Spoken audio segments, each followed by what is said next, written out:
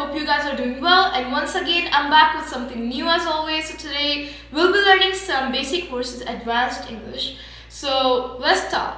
The first one is I feel sad. Instead of saying I feel sad, you can use I feel blue. The next one is sounds familiar. Instead of this, you can use rings a bell. The next one is she's so arrogant. Instead of this, you can say she's smug. Okay, and then the next one is I'll pay the bill. Instead of this, you can use it's on me. And the next one is can you move a bit?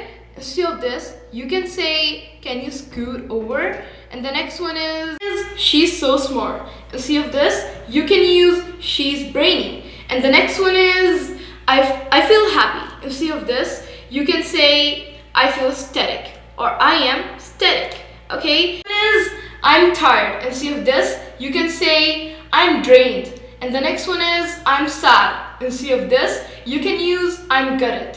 And the last one but not the least is I'm surprised. Instead of this, you can use I'm blown away. Okay guys, so this is it for this video. We'll meet in our next video. Till then, take care and bye for now.